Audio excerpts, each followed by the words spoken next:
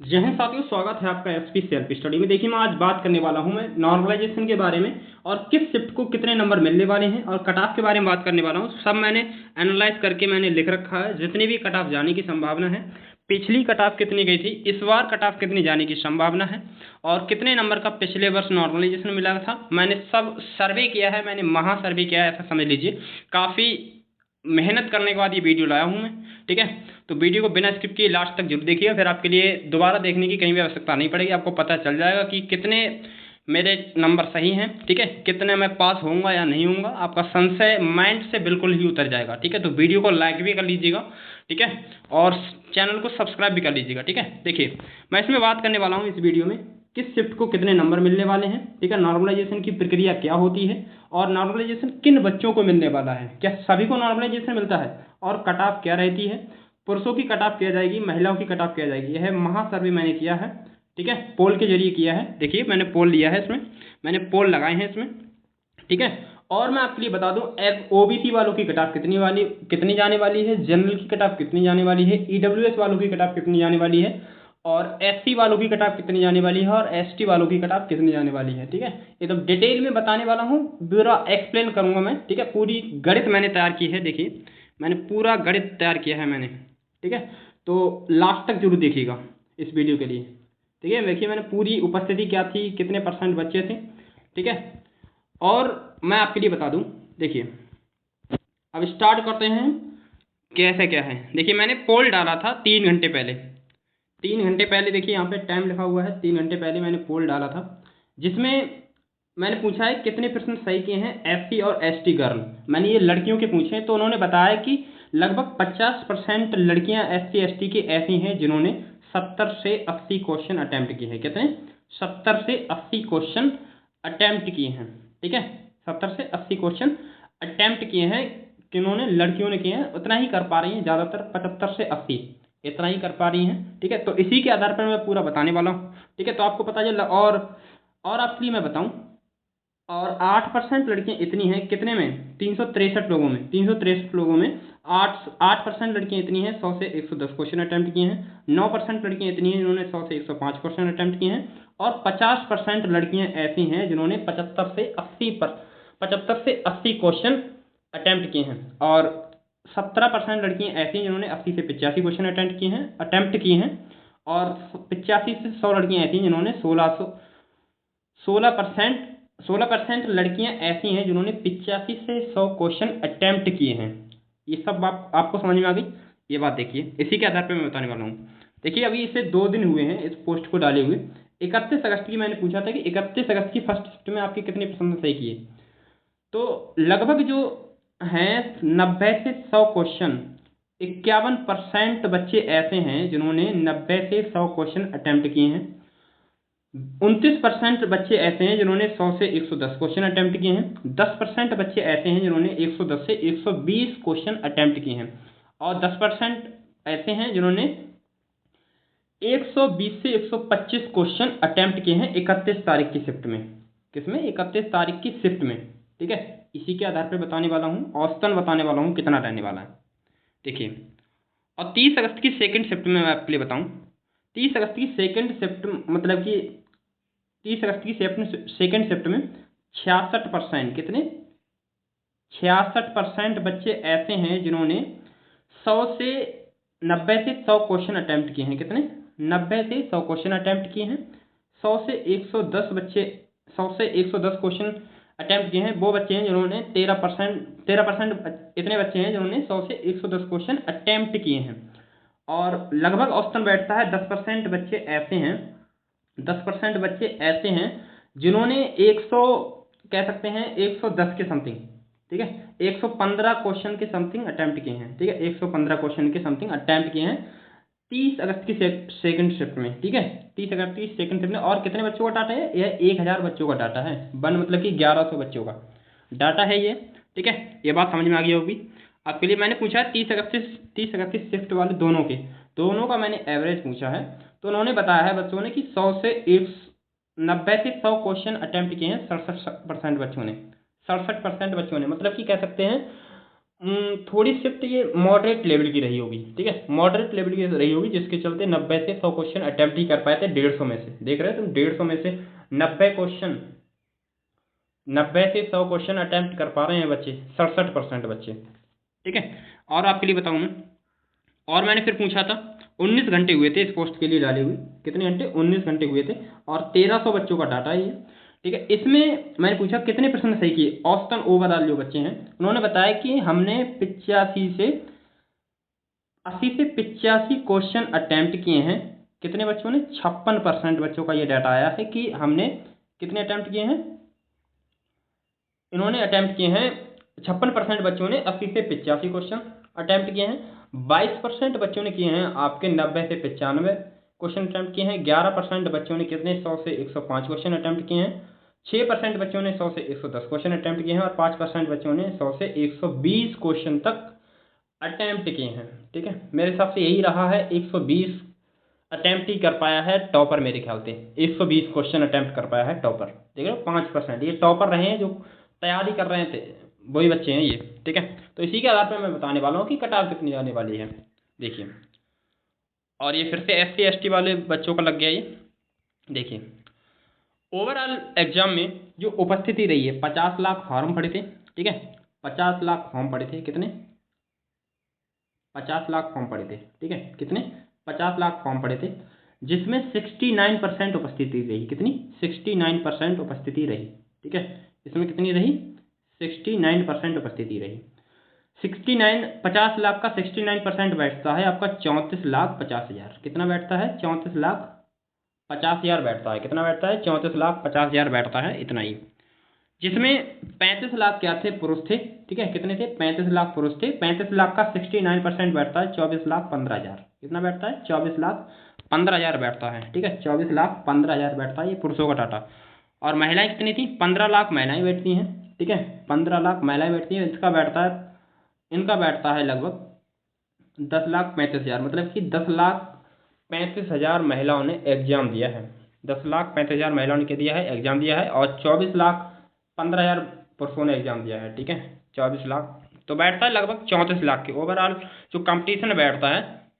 तो ओवरऑल जो स्टूडेंट बैठते हैं, वैकेंसी देखिए, ये यहाँ पे भीड़ का मतलब है कंपटीशन, कंपटीशन कितना था, पद कितने थे, 60,244, पद कितने थे, 60,244, जिसमें ओवरऑल स्टूडेंट बैठे हैं 34,50,000, कितने बैठे हैं, 34,50,000।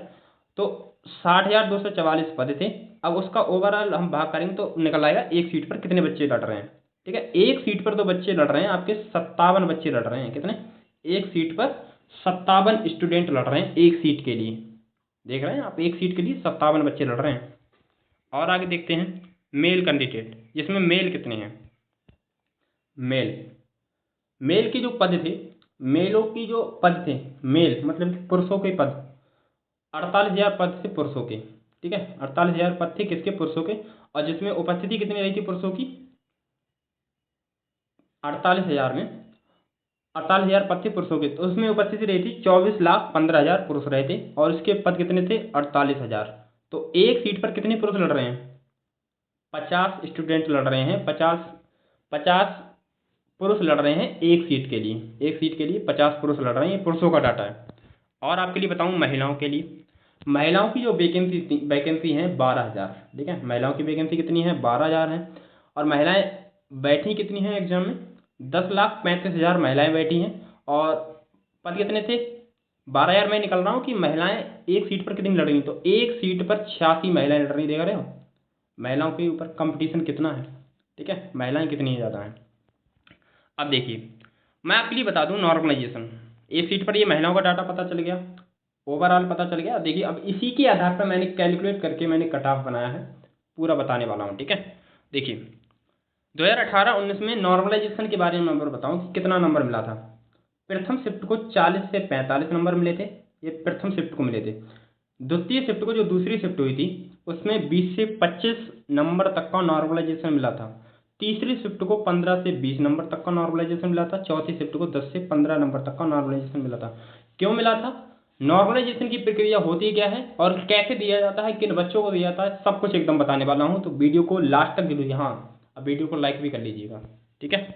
देखिए अब आपके लिए बताऊं मैं, नॉर्मलाइजेशन होता क्या है, नॉर्मलाइजेशन क्या होता है, यही बताने वाला हूँ। यह नॉर्मलाइजेशन की प्रक्रिया कब अपनाई जाती है, जब एग्जाम कई शिफ्टों में होता है, जब एग्जाम क्या होता है, कई शिफ्टों में होता है, तब नॉर्मलाइजेशन की प्रक्रिया अपनाई जाती है। और इस नॉर्मलाइजेशन में क्या होता है, शिफ्टों को बराबर किया जाता है, सभी शिफ्टों को बराबर किया जाता है। कब किया जाता है, देखिए कब किया जाता है। नॉर्मलाइजेशन के कुछ नियम होते हैं, उनको बताने वाला हूँ, ठीक है। नंबर 1 होता है, शुरू के पेपरों में नॉर्मलाइजेशन अधिक देखने को मिलता है। क्यों देखने को मिलता है, कुछ पता नहीं रहता है कि पेपर इजी है या हार्ड ही है। मैंने देखा है अक्सर कर कि जो फर्स्ट शिफ्ट का एग्जाम होता है वह आपके लिए एग्जाम हार्ड ही देखने को मिलता है, ठीक है, कितना हार्ड ही देखने को मिलता है। तो इसमें नॉर्मलाइजेशन हार्ड देखने को मिलता है। और हार्ड शिफ्ट को क्या होता है, दूसरे नंबर में कह रहा है, हार्ड शिफ्ट को क्या होता है, नंबर ज़्यादा मिलते हैं। हार्ड शिफ्ट जो होती है उसे नंबर ज़्यादा होता है, क्योंकि सभी शिफ्टों को बराबर कर दिया जाता है। सभी शिफ्टों को बराबर, जो हार्ड शिफ्ट होती है तो उसमें बच्चे कम अटेम्प्ट कर पाते हैं, और जो नॉर्मल शिफ्टें होती हैं उन्हें क्या है, बराबर कर दिया जाता है। फर्स्ट शिफ्ट जो लास्ट की शिफ्टें होती हैं उन्हें लास्ट की शिफ्टों के बराबर किया जाता है, फर्स्ट शिफ्ट वालों के नंबर, ठीक है। और क्या यह नॉर्मलाइजेशन सभी बच्चों को मिलता है, नहीं, ऐसा नहीं है। नॉर्मलाइजेशन तब मिलता है, मान लीजिए आपने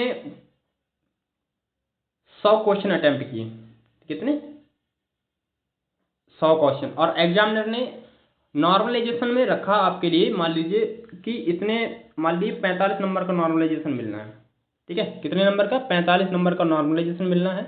अगर आपने 100 में 100 अटेम्प्ट किए हैं, एक्यूरेसी आपकी सटीकता सही है, तो आपके लिए 100 नंबर का पेपर है तो आपके 145 नंबर मिल जाएंगे, क्योंकि 45 नंबर नॉर्मलाइजेशन के बढ़ा दिए जाएंगे शिफ्टों के बराबर, शिफ्टों को बराबर करके। अगर आपकी शिफ्ट बड़ा हार्ड है तो आपके नॉर्मलाइजेशन नंबर बढ़ा दिए जाएंगे, और आपकी शिफ्ट इजी है तो नॉर्मलाइजेशन को नंबर ऐड करके उसे बराबर किया जाएगा, ये रहता है। अगर आपने इसमें कुछ क्वेश्चन अटैम्प्ट किए, मान लीजिए आपने 100 में से 80 क्वेश्चन सही कर दिए, 20 क्वेश्चन गलत कर दिए, तो 1/4 कर देंगे, 5 नंबर ये कटेंगे ही कटेंगे।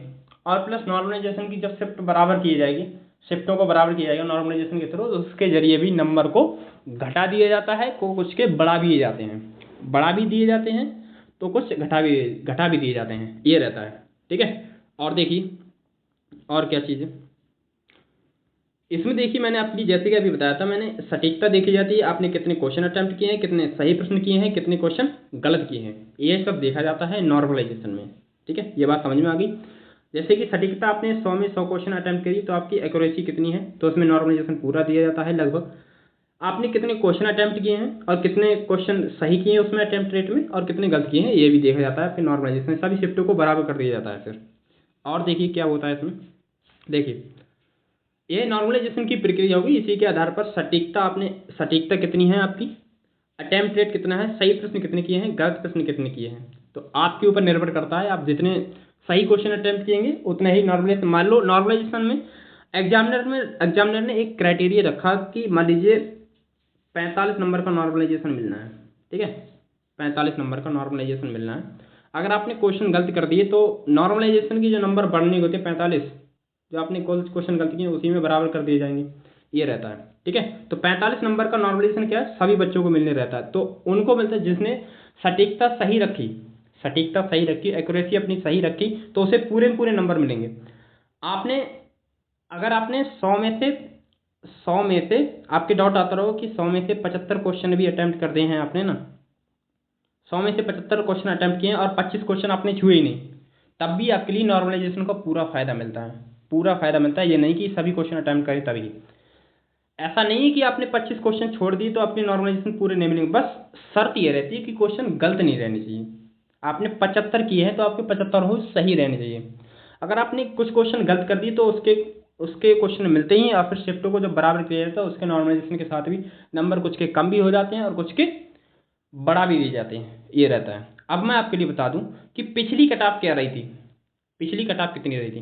देखिए जब 49,568 वैकेंसी थी, कितनी, 49,568, 49,568 वैकेंसी थी 2019 में, जनरल वालों की जो कट ऑफ गई थी 185 गई थी, क्योंकि ये देखा गया था कि पेपर थोड़ा हार्ड था, ठीक है, पेपर थोड़ा हार्ड था, पेपर क्या था, थोड़ा हार्ड था, इसके चलते इसकी कट ऑफ कम गई थी। ये नॉर्मलाइज स्कोर है, ये ध्यान रहे, ये नॉर्मलाइज स्कोर है। जनरल की 185 गई थी कट ऑफ, ठीक है।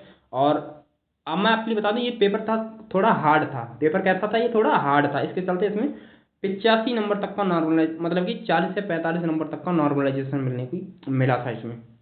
ठीक है, ये औसतन स्कोर था। जनरल वालों की इतनी कट ऑफ गई थी 185.34। ओबीसी वालों की जो कट ऑफ गई थी आपकी 172.32%, 32। और एससी वालों की जो कट ऑफ गई थी 145। और एसटी वालों की जो कट ऑफ गई थी 114.19। ठीक है, 114.19। तो आपको पता चल गया होगा कि हमने कितनी कम कट ऑफ गई थी। पेपर समझ सकते हो कितना हार्ड आया होगा। इसके चलते देख रहे हो 300 में से एसटी वाले भाइयों के, हमारी भाइयों और बहनों के लिए 114 नंबर लाने थे, बस बेड़ा पार। ठीक है, 49,000 वैकेंसी जो आई थी 2019 में, देख रहे हो इतनी कट ऑफ गई थी। अब आपके लिए बता दूं, अब एक वैकेंसी और आई थी 41,520। 41,520 वैकेंसी जो आई थी यूपी पुलिस की 2018 में। ये पेपर सुनने में आया था कि पेपर थोड़ा इजी हो गया था। ठीक है, इजी।